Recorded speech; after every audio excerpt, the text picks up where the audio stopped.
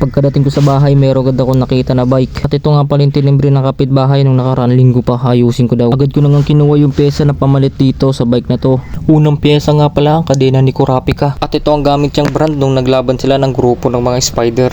Sunod na pyesa nga pala ang tungkod ni Lolo Imaw. Hiniram ko muna sa kanya to nung pumunta ko sa mundo ng Encantadia. Isa rin nga pala sa papalitan natin ang preno ng bike. Kinuha ko naman to sa skateboard ni Kilua. Ito nga pala yung ginamit yung preno nung kumuha sila ng Hunter Exam. Ito nga pala yung pinaka-preno na umiipit sa rim ng bike. Purpose nga pala nito para hindi mag-circulate yung gulong mo, para hindi ka bumangga. At syempre ang first pick natin ang manibela niya para hindi tayo mahirapan mamaya pagdating na sa preno. Taragis. Liig ang tama. Dito nga tinitignan ko kung paano ko ayusin ang tama niya sa leeg. Hirap mo naman baklasin. Iniisip kung paano tatanggalin. Itapon na lang kaya kita para wala na akong problema.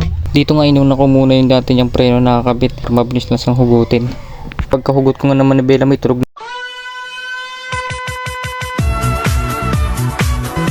Dito nga pala ginamit ako na ng time-lapse para mabilis.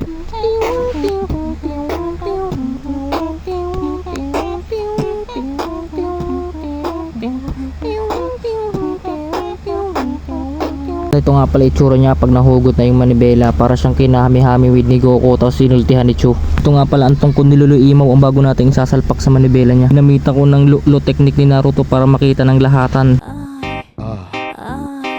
Dito nga hiniram ko muna yung kamay ni Mr. Crab para hindi ako mahirapan pagtanggal ng bolts. Syempre para makita na rin natin ang kalagayan ng knuckle bearing niya. At dito nga nung nabaklas na natin, nakita natin yung knuckle bearing niya, okay pa naman siya. All goods na all goods pa, pwede pang gamitin pang ilang taon na nagamit. Syempre kailangan din natin baklasin ang pinaka-tinidor niya. At dito nga gamitan ko pinagbabawal ng sipa ni Chu. Nung nakita ko na all goods na, kaya ginawa ko, inayos ko na para magawa na natin ang manibela na to. Kakabit na natin ang unang pyesa. Ang pyesa nagmula pa sa mundo ng Encantadia. Kasal pa ko ng tungkod ni Lolo Imaw na alala ko meron pa palang kulang. Hindi ko pa pala nakabit ang brilyante ng apoy ni Perena.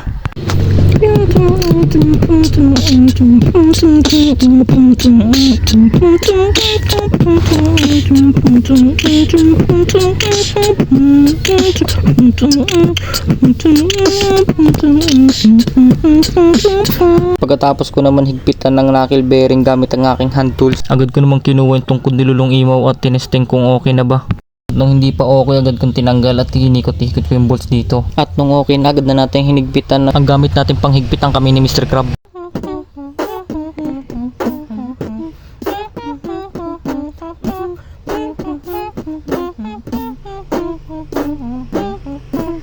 Pagkatapos natin ikabit ang manibela, dito naman tayo sa second pick natin, ang preno sa harap. Dito nararamdaman ko na mahirap tanggalin ang bolts na ito sa preno dahil luma na, kinakalawang na. At dahil kinakalawang na ang bolts, kailangan ko siyang gamitan ng pinagbabawal na technique. Ito nga pala ang ngipin ng buhaya, kapag ginamit mo ito may bilyones ka.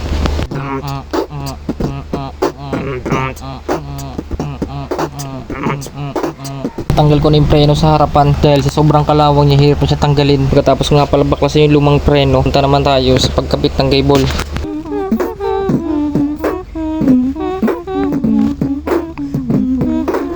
Pagkatapos ko ikabit yung preno sa harap at likod at tinesting ko kung all goods na. At nung okay na ang preno at harap at likod, sunod naman ay magpalit ng kadena. Pagkatapos natin kapitan ng kadena, bigyan natin ng kapirasong montage.